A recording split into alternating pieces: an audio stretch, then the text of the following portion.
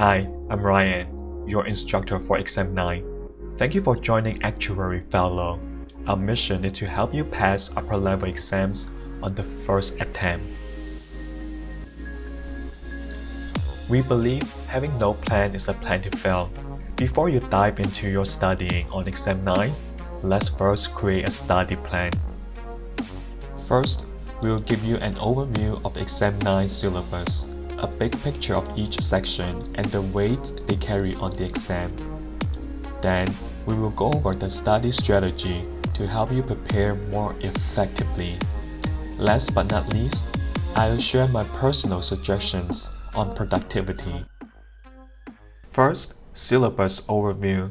There are 4 sections on Exam 9 syllabus. Section A is on portfolio theory and equilibrium in capital market. Section B, asset liability management. Section C, financial risk management. Section D, rate of return, risk loads, and contingency provision. Just by looking at the section title, we can tell each section stands on its own. Unlike Exam 7 and 8, Exam 9 sections are hardly related to each other. Even within sections C and D, the topics are different and hardly related. To give you a better idea of the topics you will be studying, I will go over the papers for each section and organize them into common topics. This way, it helps you build a better mental roadmap of the topics. For Section A, BKM 6 is about allocating capital between risky portfolio and risk-free assets. BKM 7 focuses on constructing the optimal risky portfolio. BKM 8 is on index model, an alternate approach to creating the optimal risky portfolio. The 3 chapters can be grouped together by a key concept: constructing optimal risky portfolio and optimal complete portfolio. There is a lot of formulas from these chapters, making it calculation intensive. The weight on the exam is anywhere between 0 to 25%. If you look back at the past exams in the recent years, there are always 3 to 4 questions from these 3 chapters. Next, BKM 9 is on capital asset pricing model, CAPM, an alternate model to the index model. BKM 10, arbitrage pricing theory and multi-factor model, is an alternate approach to CAPM. The 2 chapters are about expected return and risk in equilibrium for individual security and portfolio. The key is equilibrium. In equilibrium, all investments should offer the same return per unit of risk. The weight on the exam is 3 to 17%. Always 1 to 2 questions from these 2 chapters. Lastly, BKM 11 is on efficiency market hypothesis and its implication on portfolio management. BKM 12 discusses how behavioral finance explains market inefficiencies. The weight on the exam is 0 to 10%. 1 to 2 questions tend to come up. Section B is the easiest. The chapters are closely related. BKM 14 discusses different types of bonds and yields. BKM 15 is on term structure theories and different types of interest rate. The bond price is calculated based on the interest rate implied by the term structure. BKM 16 is on measures of sensitivity to interest rate change on bond portfolio. This is the most important chapter in Section B. Penning extends the concept of interest rate sensitivity to an insurer's firm value. The total weight of Section B on the exam is 6 to 29%.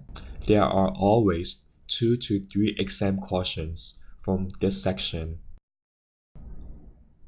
Section C, financial risk management, is calculation intensive.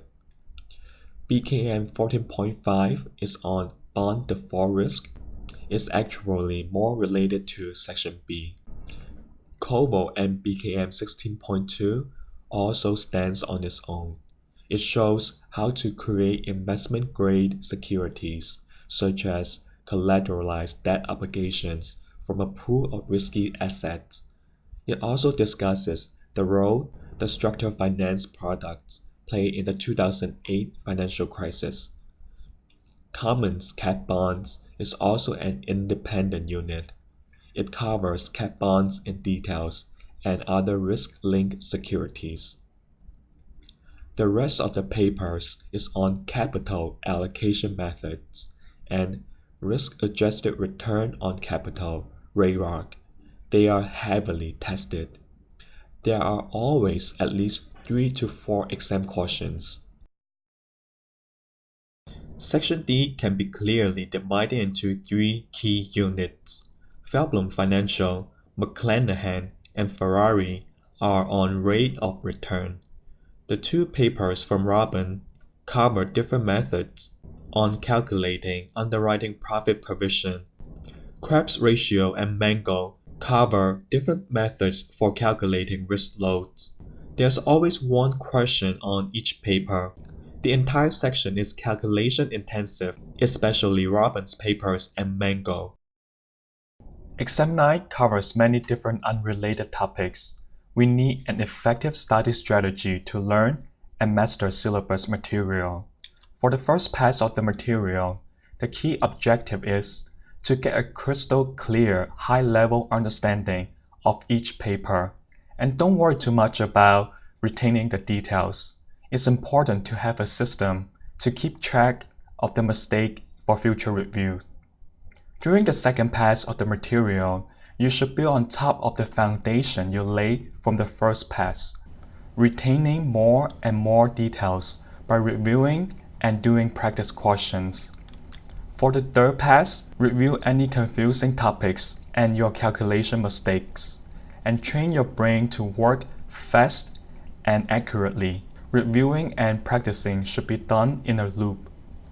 The goal of the first pass of the materials is to lay a solid foundation, going over all the sections, and have a high-level understanding of each paper. First, you need to set up a study schedule. Use our study schedule template and pick the start month. Similar topics and papers are grouped together to facilitate your learning. We highly recommend you to start your studying in January so that you have enough time to review and do practice exams. After you set up your study schedule, you need to stick to it. In our study manual, each summary handout has an introduction to help you get a big picture of the topics covered by the paper. Each subsection of the summary handout covers key topics. Any items related to knowledge statements are made bold, italicized, and underlined. You must have good understandings of those topics. Key formulas are boxed, and it's highly recommended to memorize them. Each video corresponds to 1 or 2 subsections of the summary handout. It's better to read first and then watch the video lesson. Throughout the video, I point out the connection to other subsections or papers. Take good note. This helps you synthesize the materials. When you get stuck on a lesson, bookmark the video and come back to it later after you finish watching the videos for the entire paper. To bookmark a video, just click on the bookmark button on the upper left-hand side of the video. On the course homepage, under the course tools on the upper right-hand side, you can access all your bookmarks and see a list of bookmarked videos. After you finish watching the video, complete the question from key concept checks. These questions are designed to help you retain important ideas and clear up confusions.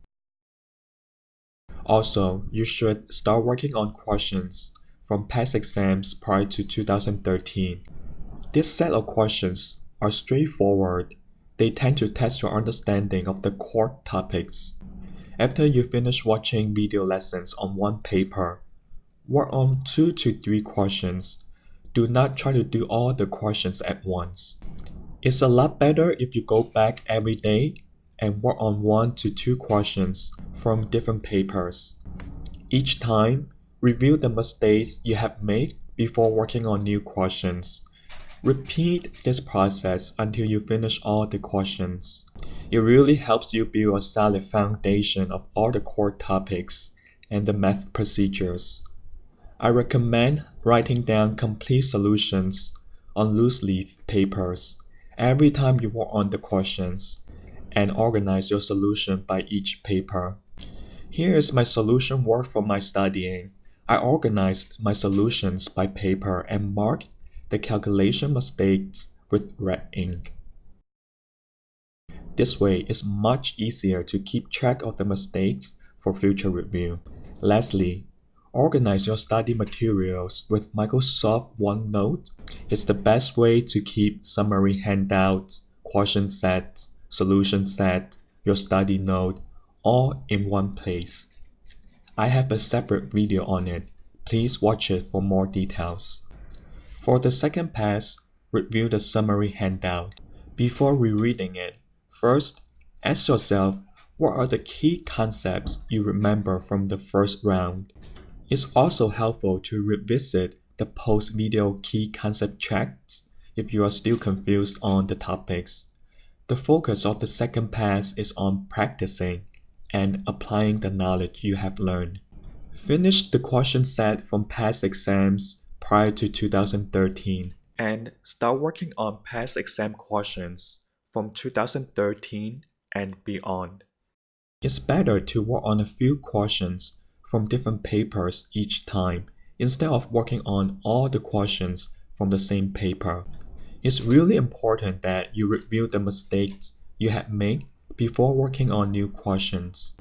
It's helpful to make flashcards to remember key concepts or reminding yourself not to make certain calculation mistakes.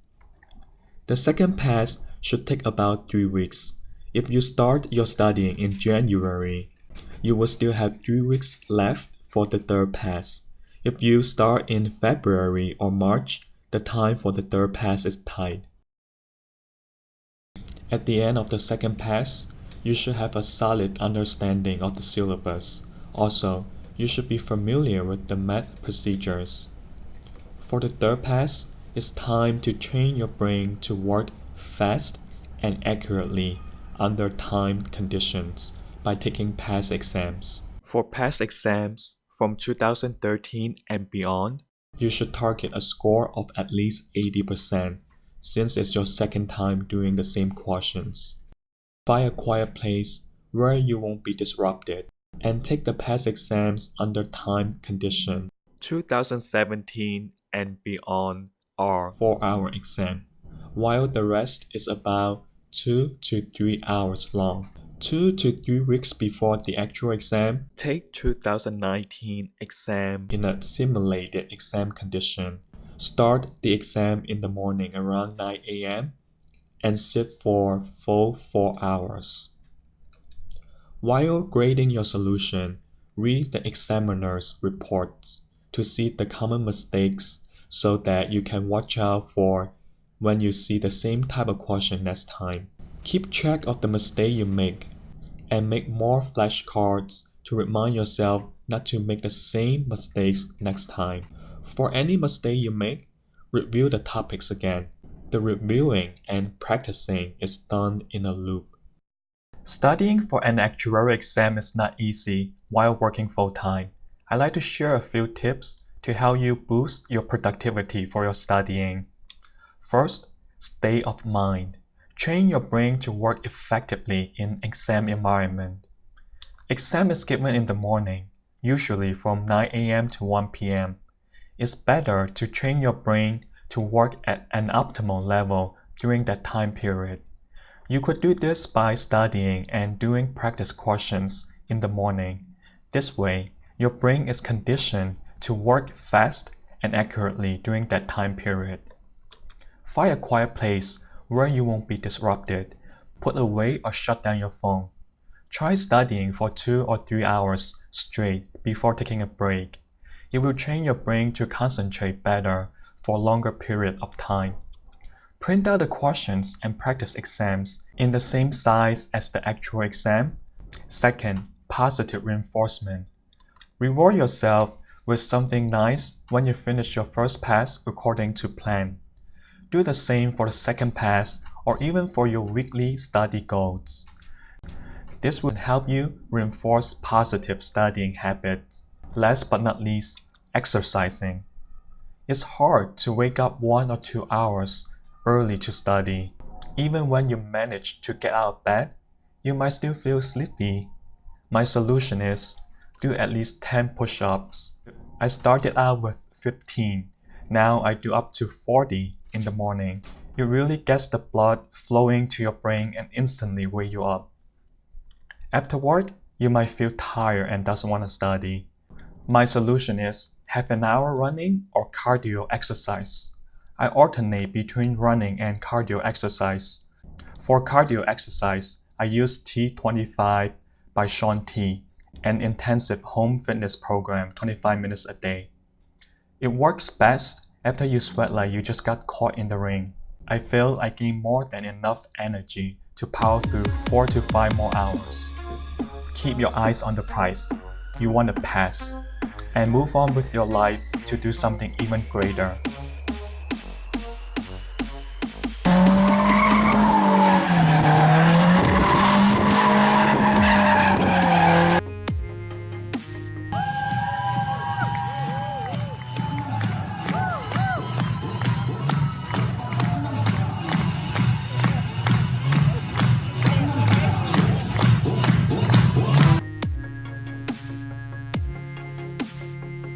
When you feel like not studying, ask yourself, do I want to do it all over again next year?